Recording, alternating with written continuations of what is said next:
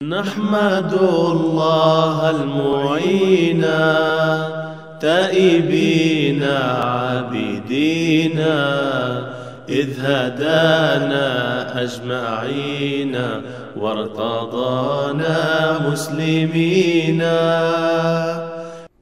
Assalamualaikum warahmatullahi wabarakatuh. Asyhadu an la ilaha illallah wa la syarikalah wa asyhadu anna Muhammadan abduhu wa rasuluh. Amma ba'du. Auzubillahi minasyaitonir rajim. Bismillahirrahmanirrahim. Alhamdulillah pemirsa, kali ini kita bakalan lanjutkan lagi nih Kamis kajian Jabar 5.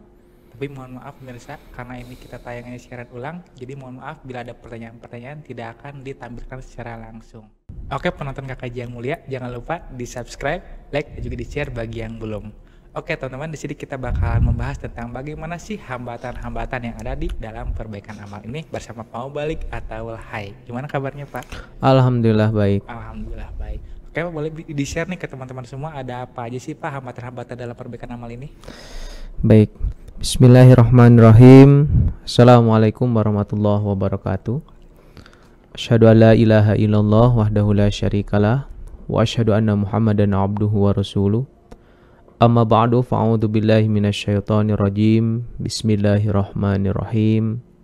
Allahumma salli ala Muhammadin wa ala ali Muhammad kama sallaita ala Ibrahim wa ala ali Ibrahim wa barik wa sallim innaka Hamidum Majid. Para pemirsa KKJ yang dimuliakan oleh Allah Subhanahu wa taala, alhamdulillah dengan karunia Allah Subhanahu wa taala pada malam hari ini kita dapat kembali menyaksikan program KKJ berkaitan dengan apa saja hambatan-hambatan dalam perbaikan amal. Di dalam khutbah huzur yang beliau sampaikan pada bulan Desember dan Januari tahun 2013 dan 2014 ya, beliau menyampaikan bahwa sebetulnya ada banyak sekali ya hambatan-hambatan dalam perbaikan amal.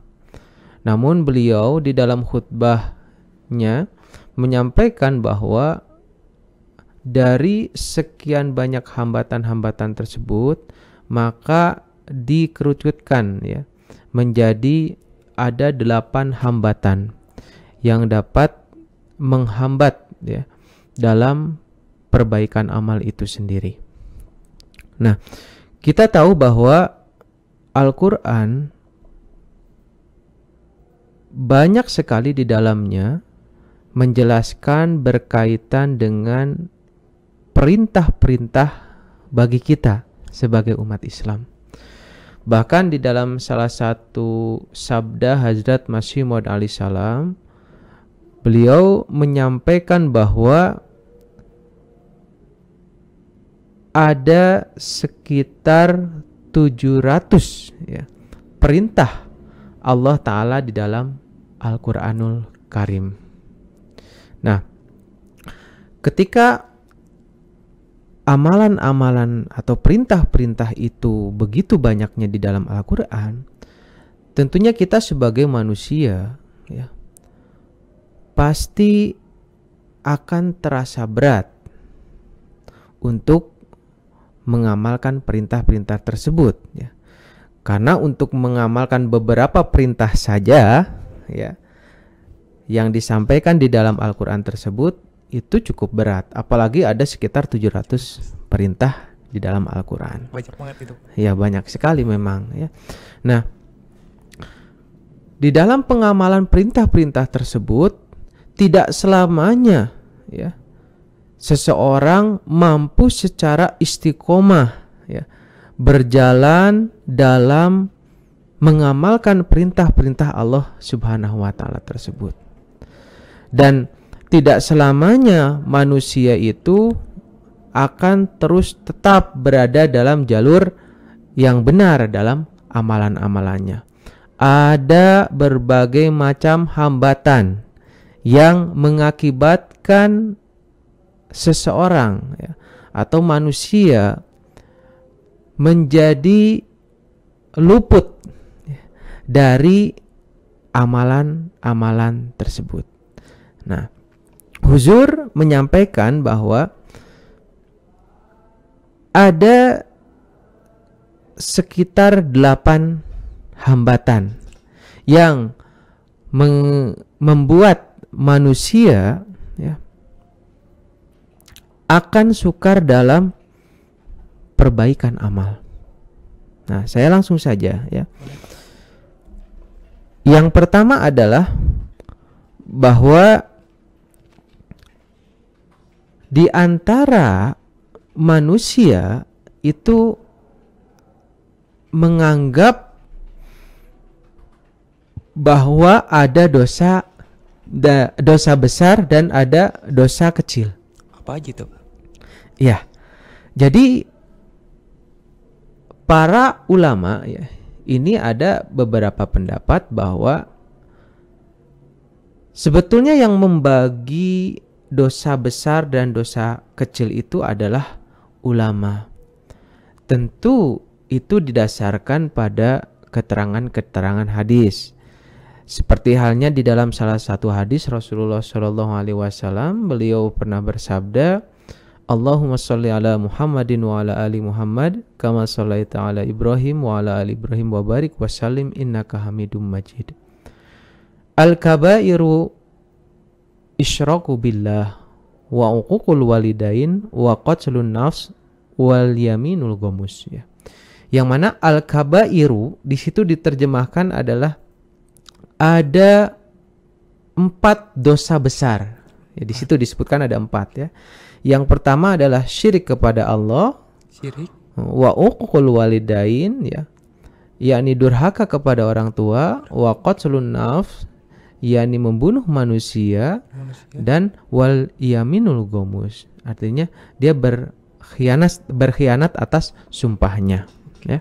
Nah, yang saya garis bawahi bukan saya akan membahas berkaitan 4 dosa besar tadi, tapi kata kabair. Di situ disebutkan ada kabair, yang mana memang itu diartikan adalah sebagai dosa-dosa yang besar. Nah, dari situ sehingga ada pendapat bahwa kalau ada dosa yang besar, tentunya ada dosa yang kecil. Itu ulama yang pertama. Yang kedua ada ulama berpendapat bahwa dosa itu tidak ada besar, tidak ada kecil. Jadi dikatakan bahwa dosa itu ya semuanya besar begitu ya. Dosa yang namanya dosa ya besar. Jadi begitu. Nggak ada yang kecil.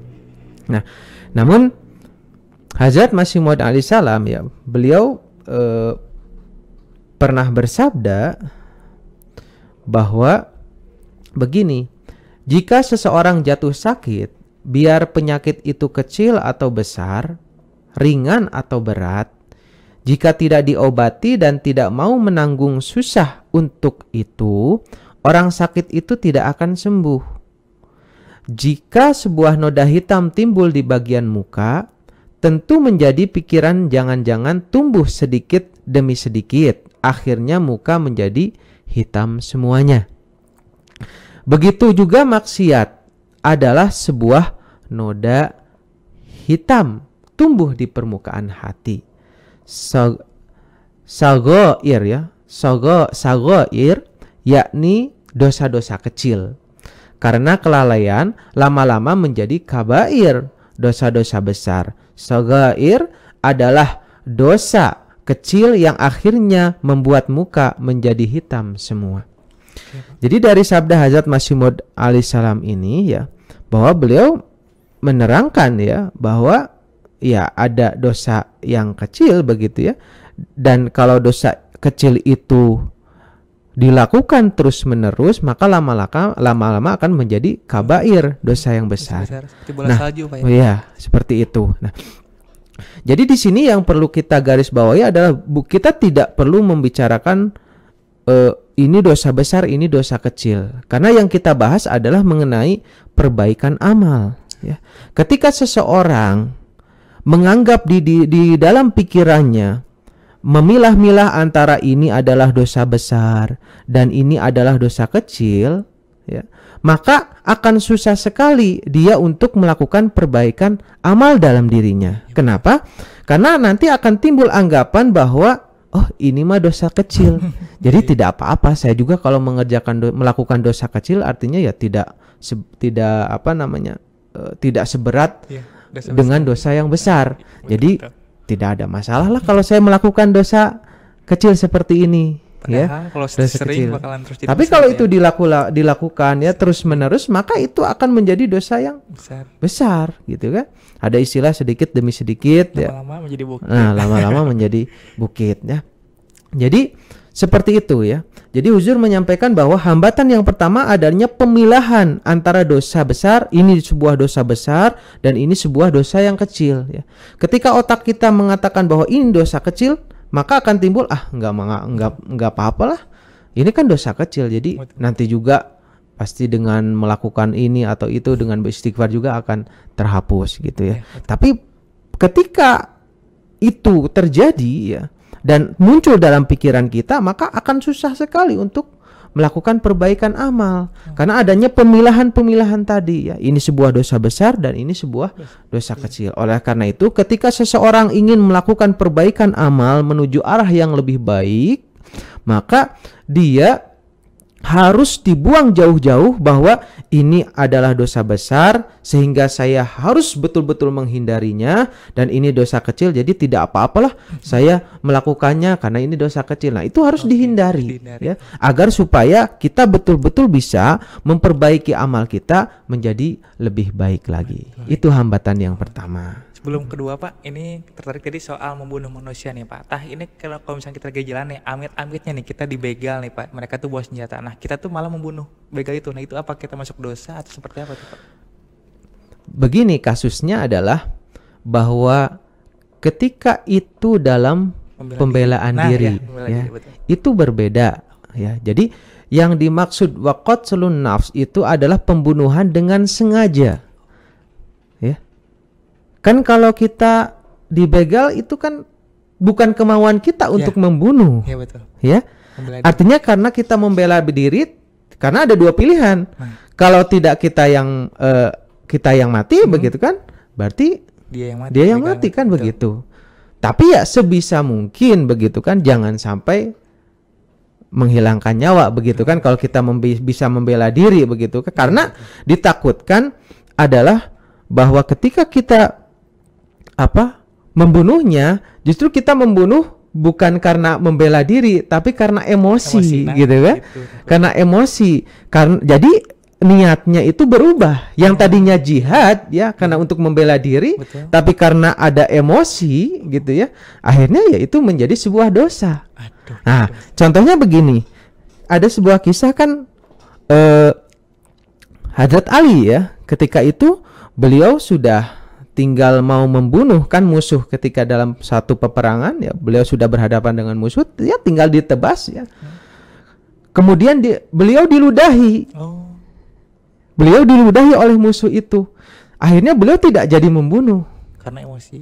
Ya, beliau mengatakan, "Kenapa Hadrat Ali ini tidak membunuh ya?" Beliau mengatakan bahwa ketika niat pertama saya akan membunuhmu itu, ketika saya akan membunuhmu itu saya berjuang karena Allah.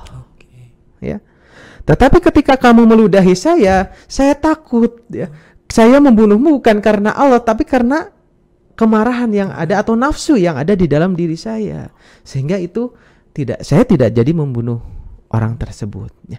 Artinya bahwa memang sangat tipis sekali ya berkaitan dengan masalah tadi ya, membunuh tadi. Jadi itu membunuh dengan sengaja. Ya, itu yang dosa besar itu membunuh dengan sengaja. Tapi kalau dengan adanya ketidaksengajaan ya, dalam artian tadi ya membela diri ya. Terkadang juga kita kan tidak sengaja. Sesuatu yang tidak sengaja itu kan bukan suatu dosa. Ya, yang dilakukan dengan tidak sengaja itu adalah kekhilafan kelemahan kita yang kita harus segera beristighfar dan bertobat kepada Allah Ta'ala karena bukan kemauan kita. Betul. Begitu ya. Begitu. Oke, boleh Pak lanjut ke poin selanjutnya. Baik. Lanjut kepada hambatan yang kedua ya. Nah, Huzur menyampaikan ya berkaitan dengan masalah hambatan yang kedua ini bahwa adanya lingkungan atau kecenderungan untuk meniru orang lain. Ya. Seperti apa tuh Pak? Meniru maksudnya? Nah, begini. Manusia ya, telah tertanam dalam fitratnya ya, bahwa ada sifat untuk meniru orang lain. Oke. Gimana tuh? Contohnya begini, kita punya anak. Ya. Apa yang kita lakukan, cara makan, ya, cara minum, kemudian cara berbicara dan lain sebagainya, anak kita akan memperhatikan. Jadi orang tua. Ya. Oh, Kalau orang tua makan dengan tangan kiri, iya. coba aja lihat anaknya Ngikutin dengan tangan kiri. dengan tangan kemungkinan. kiri. Oke. Kecuali ada pengaruh-pengaruh yang lain yang lebih kuat, yang menekankan bahwa tidak boleh makan dengan tangan kiri, gitu ya. Karena ya sih begitu. Coba saja kita kadang ya ketika kita batuk, anak kita ikut, Iya. gitu. Anak kecil ya, gitu. Ya. Langsung Terus ngikutin kita gitu. melakukan ini, dia ingin melakukan itu juga. Jadi sifat dari anak itu cepat dia untuk meniru. Ya. Oleh karena itu, kecenderungan untuk meniru ini juga, ya, meniru orang lain ini juga akan menjadi hambatan bagi seseorang untuk melakukan perbaikan amal. Hubungannya Ya. apa gitu Pak? Nah, hubungannya begini. Misalkan ketika di dalam keluarga saja ya, melihat orang tuanya rajin ya, rajin dalam membaca Al-Qur'an, sholat dan lain sebagainya ya. Maka si anak itu akan melihat, oh, begini, dia akan tiru. Tapi ketika orang tuanya tidak sholat, tidak ngaji ya, kemudian orang tuanya menyuruh kamu harus ngaji, kamu harus sholat, sedangkan dia sendiri tidak melakukan sholat, gitu kan? Akhirnya akan berbalik. Kenapa menyuruh saya sholat? Ibu sendiri tidak sholat, begitu kan? Nah, jadi itu akan menghambat ya. Jadi meniru, bahkan begini, sekalipun di dalam keluarga, begitu ya, ayah ibu sudah mencontohkan dengan baik. Ketika seseorang sudah dewasa, sudah masuk SMP, SMA, kan bergaul Iya. dengan orang lain, kan begitu ya. Yang tadinya di rumah dididik dengan baik, begitu ya. Terkadang orang tua menjadi kaget pas pulang-pulang, kamu dapat bahasa dari mana seperti Iya, ini? betul. Kan Karena begitu ya. lingkungan, Pak, ya. Iya kan? Iya. Kamu dapat bahasa mana dari seperti ini, atau kamu siapa yang mengajari ini? Betul. Perasaan saya sebagai orang tua tidak pernah mengajari ini, kata-kata ini dan lain sebagainya. Kamu kenapa kau ini? Artinya dia mendapat ilmu itu karena tadi dari lingkungannya mengikuti orang lain berkata demikian, dia ikuti berkata seperti itu kan. Nah, ketika dia mengikuti tadi, itu akan menghambat dia untuk perbaikan amal ya. Karena dia mengikuti sesuatu yang buruk ya. Kalau dia mengikuti sesuatu yang baik justru kan lebih baik. Lebih baik. Tapi yang sayangnya yang terjadi adalah kalau sekarang kita lihat cenderung yang terjadi adalah bagaimana si anak itu, atau bahkan yang anak dalam artian sudah dewasa juga kan anak kan begitu ya. Udah SMA, kuliah itu kan anak. Terkadang apa yang kita ajarkan dengan baik di rumah itu tiba-tiba berubah begitu ya. Artinya ada lingkungan yang membentuk dia. Ya. Nah, itulah. Jadi lingkungan dan kecenderungan untuk meniru orang lain ini akan menghambatnya untuk melakukan perbaikan amal. Ya. Ketika ada niatan baik untuk perbaikan amal, tapi dalam lingkungannya justru lingkungan yang kurang baik. Ya, akhirnya dia ya mengikuti itu tadi, jadi sangat akan menghambat dia untuk memperbaiki amalnya. Begitu. Jadi kalau misalkan nggak ikutin tuh jadi malah nggak ditemenin. Nah, begitu kan itu kadang terjadi kan seperti itu ya, mungkin dialami sendiri oleh Kang Ilham ya. Jadi kalau kita nggak ikut ya akan dijauhi atau bagaimana kan begitu ya. Gitu, betul, Pak. Jadi seperti itu. Jadi lingkungan atau kecenderungan untuk meniru orang lain ini akan menghambat untuk perbaikan itu. Boleh. Ya. Ada lagi poin selanjutnya Pak, boleh disampaikan? Baik, itu hambatan yang kedua ya. Saya sampaikan ada 8 hambatan ya. Walaupun Huzur mengatakan bahwa ada banyak sekali hambatan, namun beliau menyimpulkan hanya 8 hambatan ya. Hambatan yang ketiga ini dalam perbaikan amal itu adalah pengaruh perkara-perkara ingin segera atau perkara ingin cepat dan singkat. Jadi ketergesa-gesaan. Instan. Ingin sesuatu itu instan. Oh, itu ternyata termasuk dalam hambatan, Pak. Hambatan. Apa itu, Pak? Kenapa? Ya. Kenapa bisa timbul hambatan seperti itu? Sekarang begini. Seseorang dia mempunyai keyakinan, ya. Dia mempunyai keyakinan tauhid yang luar biasa. Dia melakukan sholat, ya, membaca Al-Quran. Nah, tapi di satu sisi mungkin dia melakukan perniagaan, ya. Misalkan contoh, ini contohnya ya, dalam perniagaan. Nah, karena dia ingin cepat punya harta, Pengen cepat kaya. nah cepat kaya, ya, akhirnya dia, misalkan dia jualan emas, ya. Oke. Nah, emas dalam apa, emasnya tadi dicampur logam yang asli dengan yang palsu. Oh, itu nggak boleh. Kan orang itu nggak tahu, ya itu kan penipuan. Betul. Ya.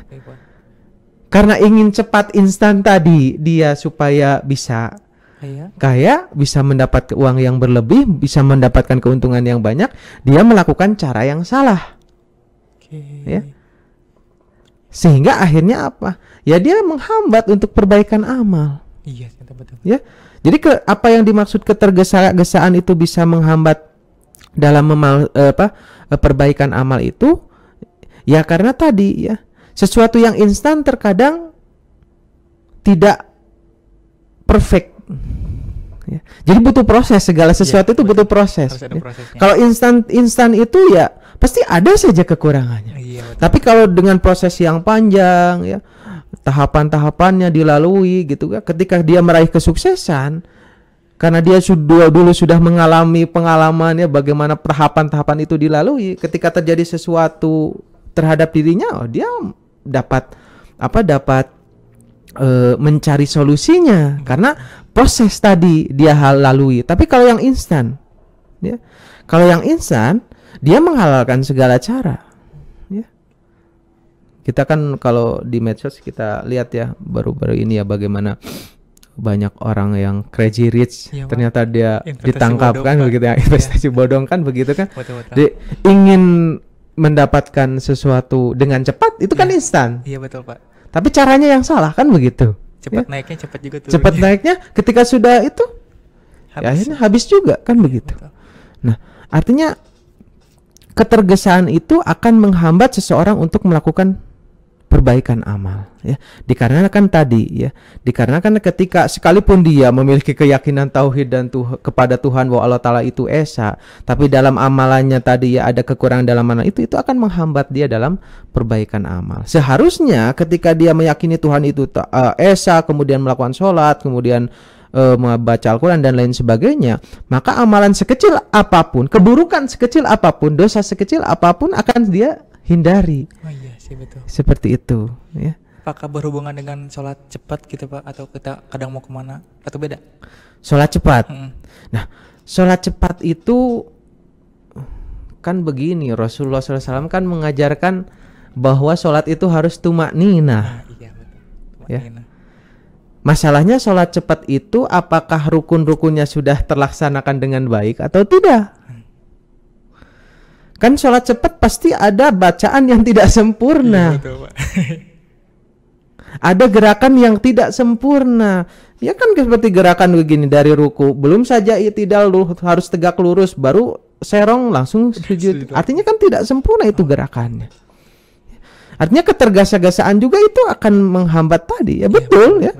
Bahwa bisa saja dikatakan bahwa sholat yang cepat-cepat itu ya itu akan menghambat dalam perbaikan amal. Ya bagaimana dia bisa meraih kedekatan, merasakan kelezatan nikmatnya sholat kalau sholatnya cepat-cepat begitu kan? Betul, Pak. Kan sholat itu kan harus ya kalau harus dengan khusyuk kan begitu. Hazrat Masih Maud memerintahkan untuk sholat dengan khusyuk begitu ya. Kemudian selain itu sholat juga harus dawam ya. Jadi jangan sampai terlewat rukun-rukunnya, sehingga ada Kemudian supaya kita bisa khusyuk juga harus paham apa yang kita baca begitu ya, karena kan dalam bahasa Arab begitu ya.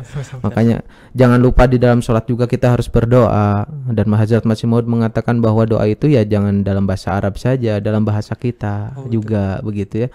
Nah, dalam bahasa kita doa dalam bahasa kita itu akan lebih meresap dalam diri kita, karena langsung berhubungan dengan hati kita. Apa yang menjadi keinginan kita ya kita panjatkan, dan itu bisa lama ketika sujud itu kan. Betul. Karena kan doa dengan bahasa kita itu kan tidak boleh dibaca,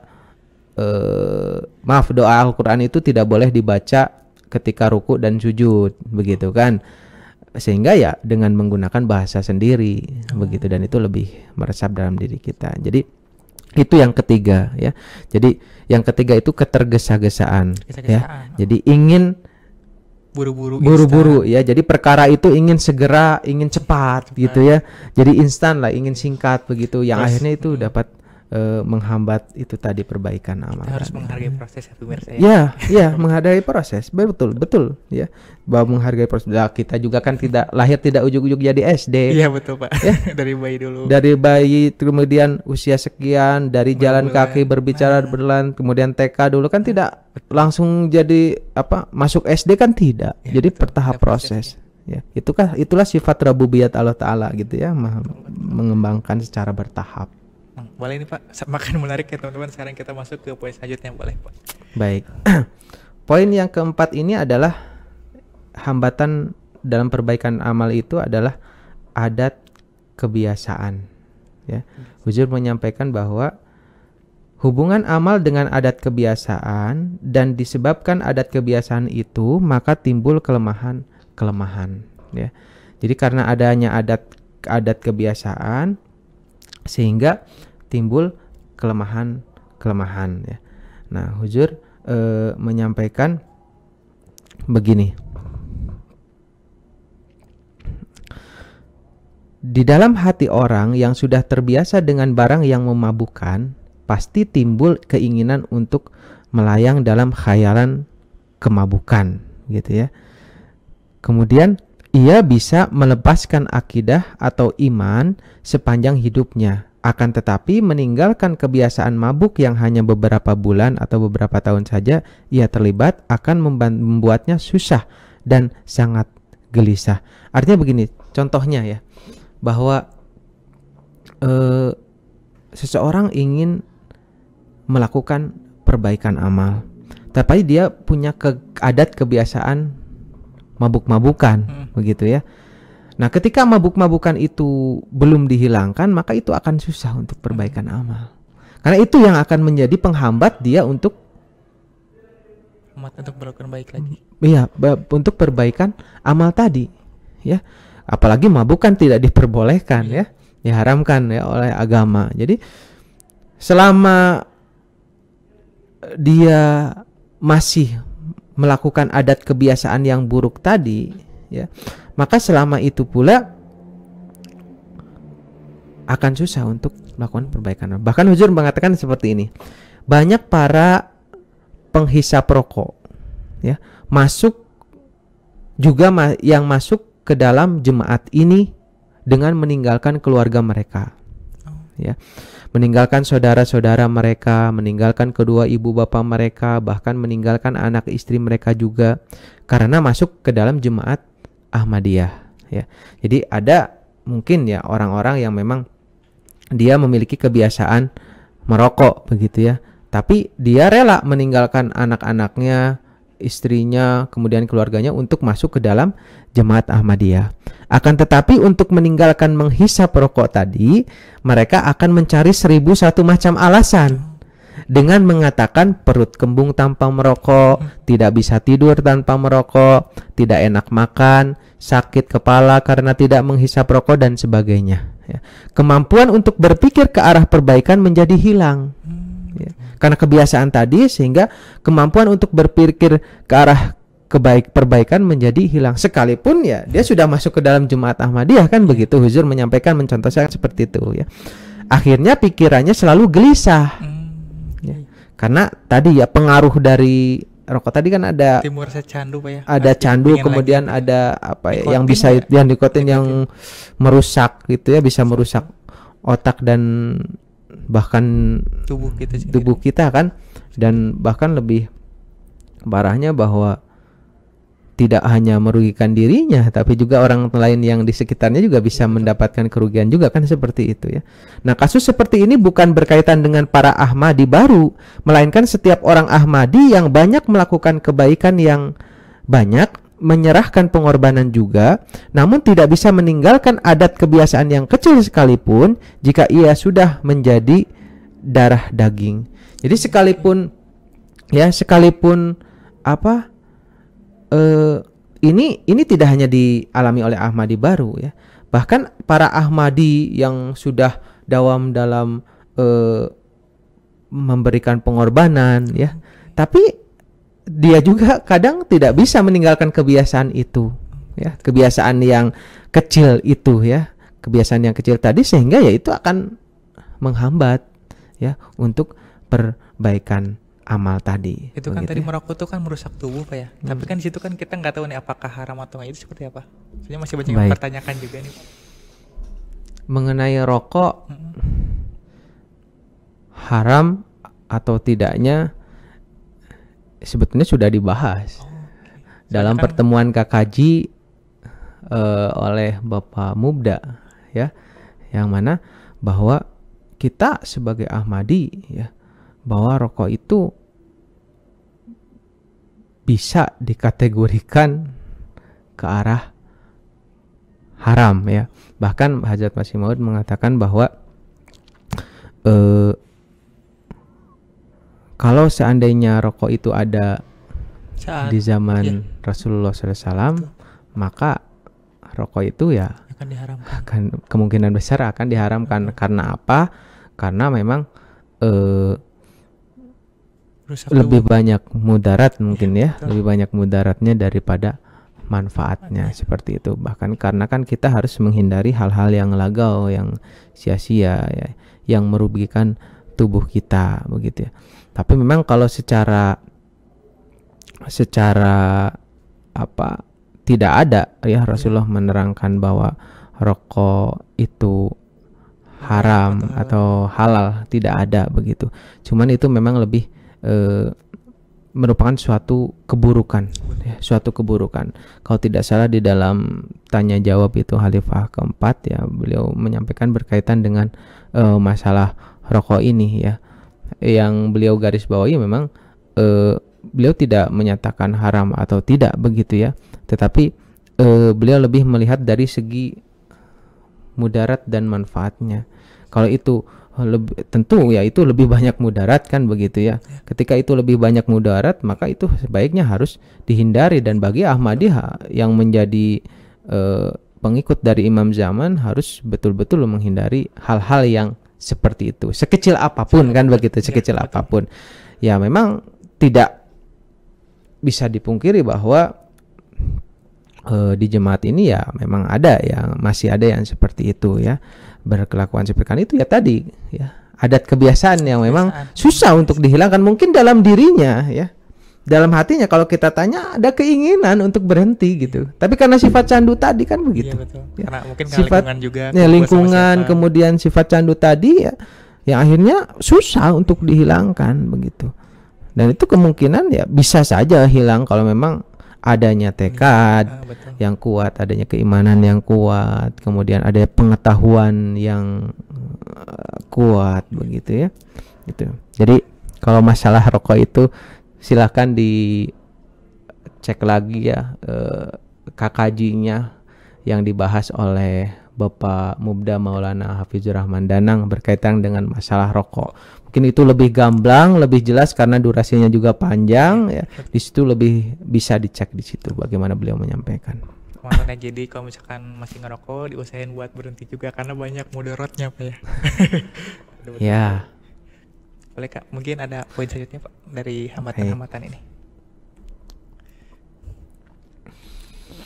Hambatan yang kelima ini adalah masalah yakni keluarga ya, perbaikan amal hambatan yang kelima dalam perbaikan amal adalah keluarga, yakni istri dan anak. Nah, jadi terkadang istri dan anak ini menjadikan kita susah ya untuk melakukan perbaikan amal. Ya. Kok bisa keluarga tuh menjadi hambatan juga? Nah, begini, contohnya begini, kita ketika mendapatkan amanat uang dari orang lain, ya begitu ya, yang mana itu untuk disimpan dan dijaga. Tapi karena tadi kebutuhan, misalkan istri minta itu, anak minta ini dan sebagainya, akhirnya kita terpaksa menggunakan itu. Nggak dan boleh gitu, Pak. ya memang sebaiknya tidak digunakan, itu amanat. Betul. Ya begitu ya. Pokoknya ketika dia 100.000 ya harus 100.000 dong kembali. Ketika diminta 100.000 ya harus kembali 100.000 begitu kan.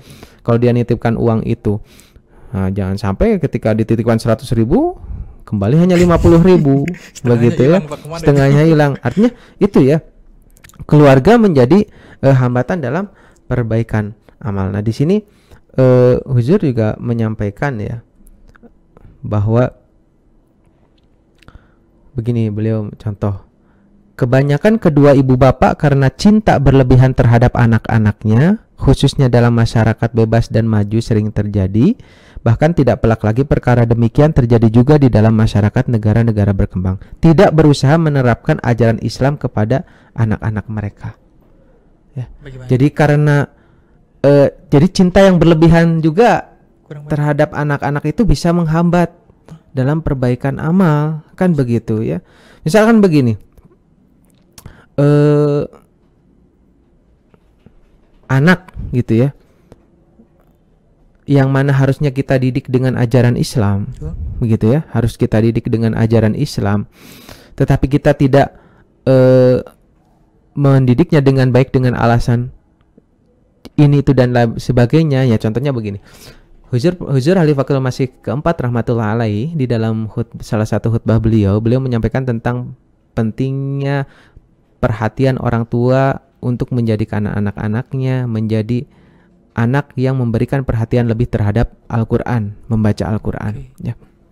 Nah, terkadang beliau menyinggung begini, terkadang orang tua itu ketika anaknya mau sekolah, ya, sekolah dalam arisan untuk mencari ilmu dunia, kan betul, begitu ya, itu segalanya dipersiapkan. Tasnya, tas dan sebagainya, alat tulis dan lain sebagainya, bahkan dari pagi sampai sore kan sekolahnya begitu ya. Betul. Dibela-belain, diantar jemput dan lain sebagainya.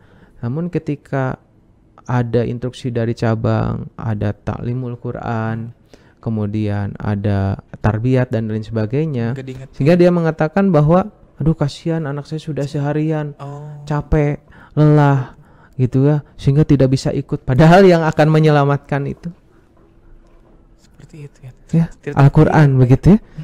Karena kita memang kita sibuk dalam, padahal itu bagus kan untuk pendidikan anak gitu kan. Bagus. Tapi dia karena terlalu cinta yang berlebihan ya, aduh kasihan anak saya capek sehingga tidak bisa hadir dalam kegiatan talimul Quran, kegiatan ini. Padahal harusnya Khalifah keempat yang akan menyelamatkan itu yang ini begitu.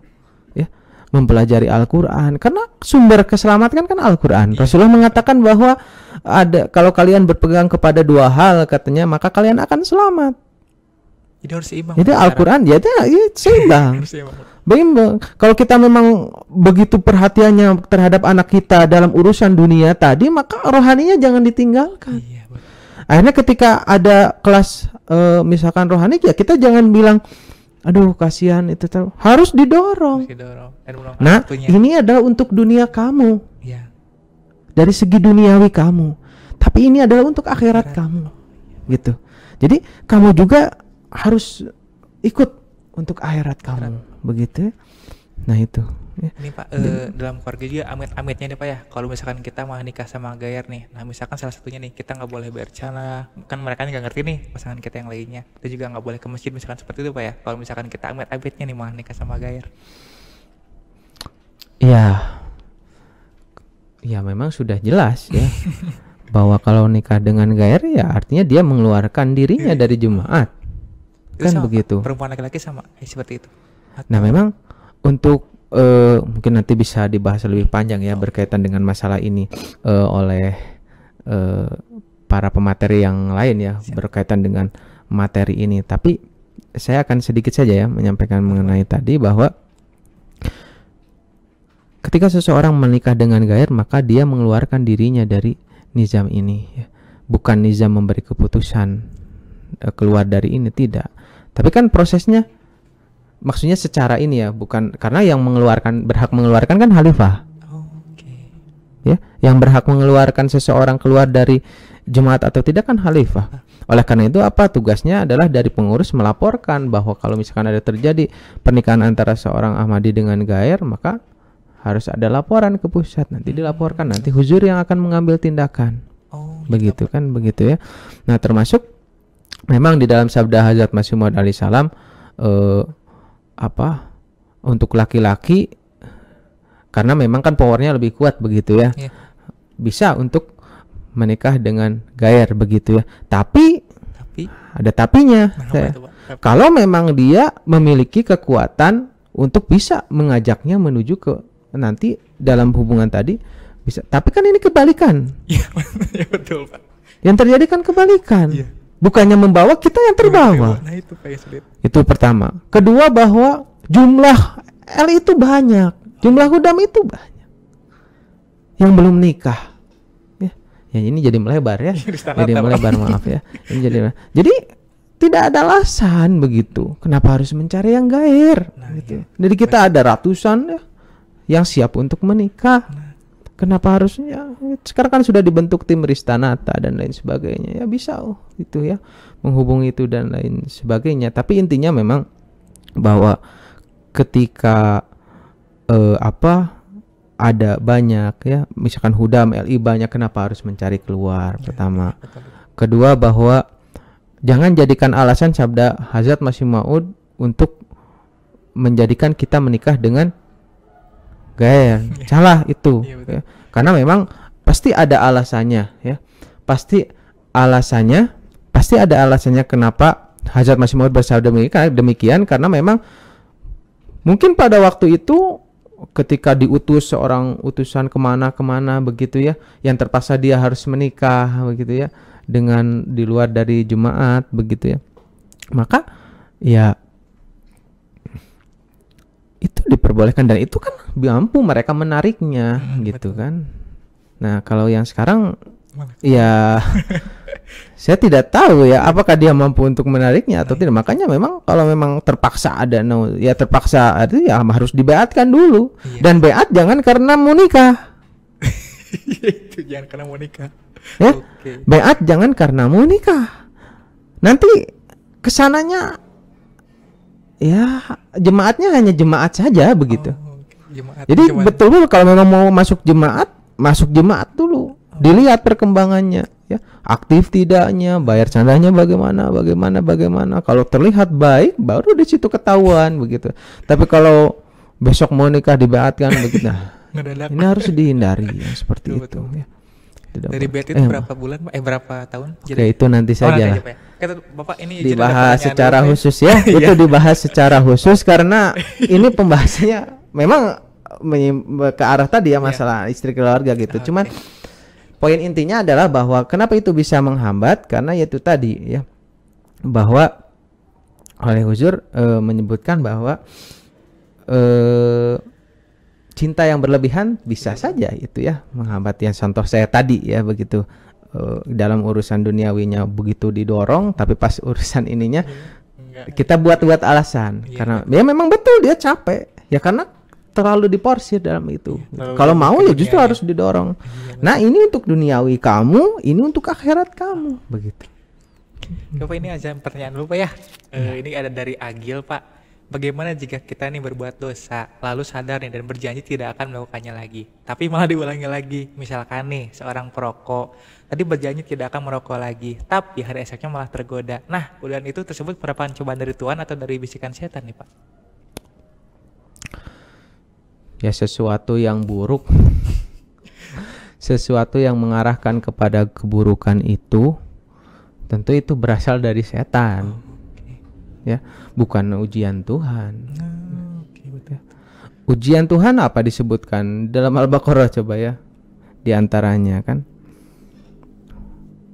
walanabluwannakum bisyai'in, ya, dan niscaya kami akan menguji kamu bisa dengan sesuatu, minal khaufi dari ketakutan, wal ju'i dari kemiskinan, dari kelaparan ya, wa naqsi minal amwal dari kekurangan harta, wal anfus dari jiwa, wasamarot dan buah-buahan.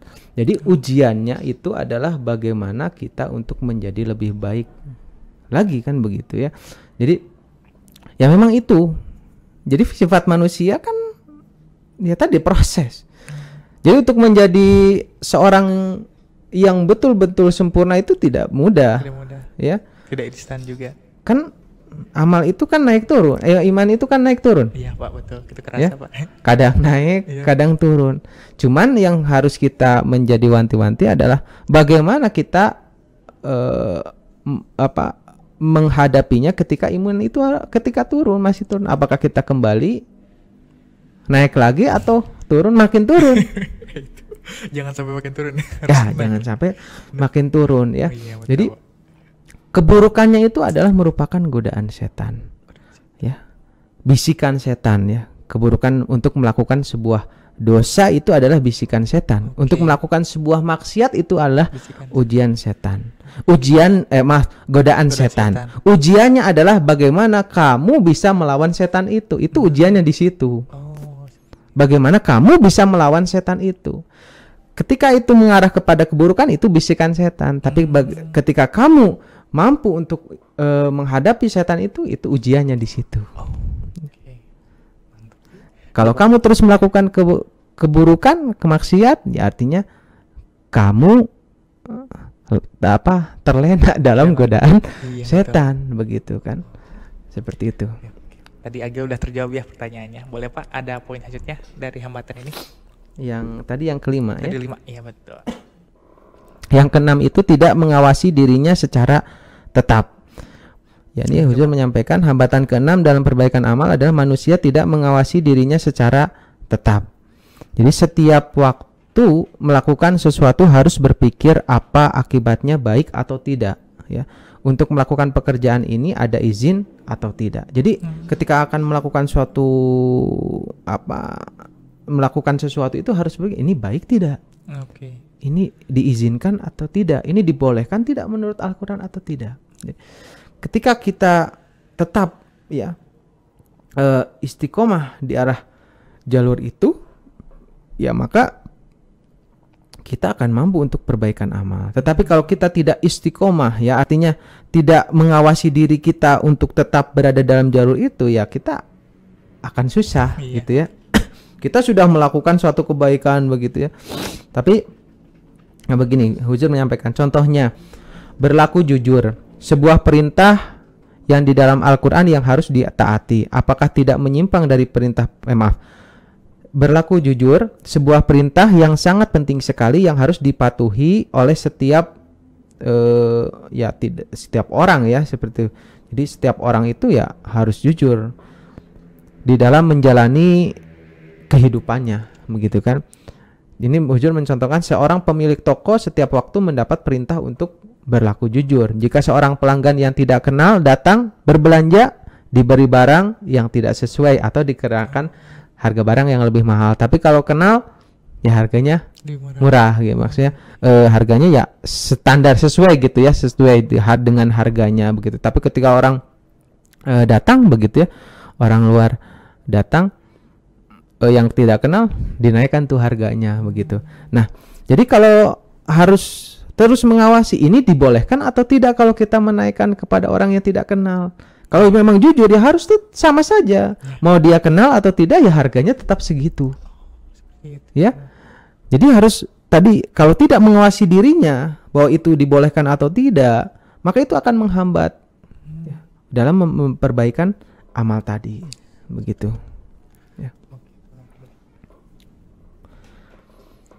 Ada poin selanjutnya Pak?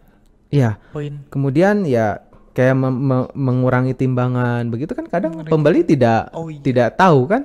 Pembeli kadang tidak tahu, misalkan ada yang bagian yang itu diberatkan, diringankan kan Oh, iya, begitu. betul. Itu kan tidak boleh. Itu kan secara dalam Al-Qur'an kan tidak boleh mengurangi timbangan seperti itu Iya, kan. benar-benar. Tapi ya itu dilakukan. Memang ini seolah-olah seperti ada hubungannya seperti tadi ya di di awal tadi ya mengenai hambatan-hambatan dalam perbaikan amal itu tadi ada hubungannya di yang poin yang kedua ya di situ. Nah,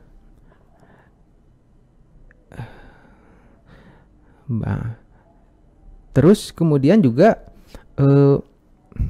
begini, salah satu perintah Al-Quran itu ya bagi perempuan ya itu menggunakan hijab kan begitu ya. Betul.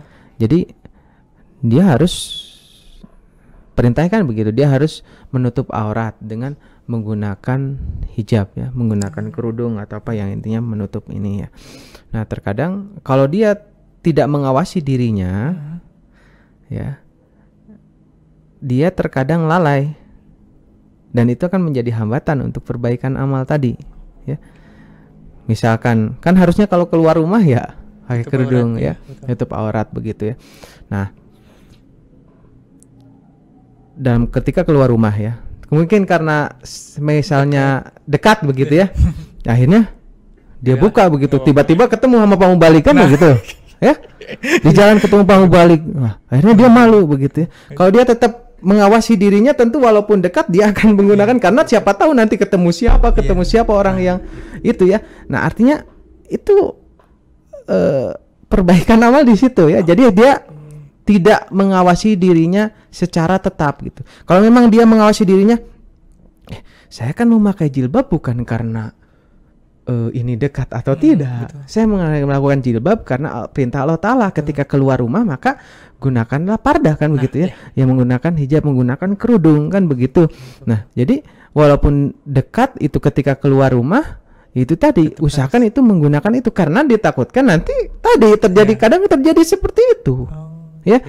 Jadi ini nganggap rumah deket lari ke situ. Tiba-tiba berpapasan langsung dengan bukan muhrimnya kan. muhrim. Nah, di situ kan artinya tidak menjaga pardah kan begitu. Jadi harus tetap menjaga pardahnya. Jadi perbaikan yang keenam ini adalah bahwa jadi seseorang tidak mengawasi dirinya secara tetap. Oleh karena itu kalau seseorang ingin bisa melakukan perbaikan diri maka dia harus mengawasi dirinya secara tetap. Seperti halnya tadi ya, kalau dia perempuan misalkan menggunakan pardah dalam kondisi apapun, ketika dia keluar rumah maka dia akan menggunakan pardah karena itu perintah Allah Subhanahu wa Ta'ala. Tapi karena ada anggapan tadi ya, sehingga ini mah deket. Nah, itu kan tidak tetap dalam keteguhan tadi, sehingga dia menjadi lupa perintah Allah Ta'ala itu untuk menutupnya. Jadi mengabaikan itu tadi ya. Nah, kemudian yang ketujuh itu adalah kurangnya rasa takut kepada Tuhan. Ya jelas ini mah tidak perlu dijelaskan kan. Iya, betul, Pak. Jadi seseorang tidak bisa akan sulit atau hambatannya akan menjadi sulit karena udah memperbaiki amalnya karena tadi ya. Karena dia tidak ada ketakutan sama Allah Ta'ala. Kalau seseorang takut sama Allah Ta'ala ketika dia akan melakukan suatu perbuatan dosa, pasti nggak jadi. Mikir lagi. Begitu ya, mikir lagi. Ketika dia akan melakukan suatu maksiat, dia akan mikir lagi, aduh saya takut sama Allah Ta'ala. Tapi karena tidak adanya kurangnya rasa takut kepada Allah Ta'ala, sehingga dia luput dari dari perbaikan amal tadi ya. Nah, kemudian yang terakhir yang kedelapan ini adalah keadaan keluarga yang belum baik. Jadi keluarga juga harus baik semua. Misalkan bapaknya rajin sholat, rajin ngaji, kemudian rajin beribadah lah. Istrinya tidak, gitu ya, tidak rajin sholat, tidak rajin beribadah. Kemudian anaknya juga tidak. Ini lama kelamaan ini akan terpengaruh, bahaya itu ya. Jadi harus seiring, sejalan. Jadi keluarga itu anak, istri dan suami, istri dan anak itu harus seiring. Kalau salah satu tidak berimbang tadi, tidak seiring, maka itu akan menjadi hambatan. Ya, akan menjadi hambatan. Nah, Huzur menyampaikan kejujuran tidak akan dapat menjadi sempurna atau standarnya tidak dapat bertahan apabila istri dan anak juga tidak bersama-sama mendukung sepenuhnya untuk berlaku jujur tadi ya. Pemimpin rumah tangga betapapun banyaknya menghasilkan uang secara halal katanya. Namun jika istrinya merampas harta milik tetangga dan merugikan orang lain, berusaha mencuri harta orang atau anaknya membawa uang suap dari kantornya ke rumah, maka semua harta keluarga itu tercemar dan tidak halal lagi. Semua tercemar Pak Irsyad. Iya, karena tadi ya yang satu baik dia kan, cuman di satu sisi anak dan istrinya mendapatkan uang secara tidak halal, itu akan tercemar, ya itu akan menghambat dalam perbaikan amal, begitu ya. Udah 8 ya. Ya, jadi ada 8 dan yang terpenting memang ku anfusakum wa ahlikum naro. Jadi hai orang beriman, jagalah kamu. Ya, jangan hanya menyelamatkan diri sendiri dari api neraka, tapi juga bawalah keluarga kamu juga selamat dari api neraka. Itu saja mungkin ya. Ya, betul Pak. Keren banget teman-teman tadi. Sungguh Masya Allah sekali ilmu kita yang dapat kali ini. Mungkin Pak ada kesimpulan atau terkesan statement? Ya. Hadirin pemirsa KKJ yang dimuliakan oleh Allah Subhanahu wa taala, bahwa 8 hambatan tadi itu adalah yang telah disampaikan oleh Imam kita tercinta, yakni Hazrat Khalifatul Masih Al-Khamis Ayyadahullahu ta'ala bin Nasril Aziz, yang mana kalau itu tidak dilakukan maka itu akan menghambat dalam perbaikan amal. Oleh karena itu sebisa mungkin kita menghindari hambatan-hambatan tadi agar supaya di dalam perbaikan amal kita menjadi lebih baik lagi dan lebih sempurna lagi dari sebelumnya. Boleh Pak, ini kita mau ketuban, boleh dipimpin doanya Pak. Baik pemirsa KKJ dimanapun berada, untuk menutup acara ini mari kita tutup dengan doa. Doa dimulai.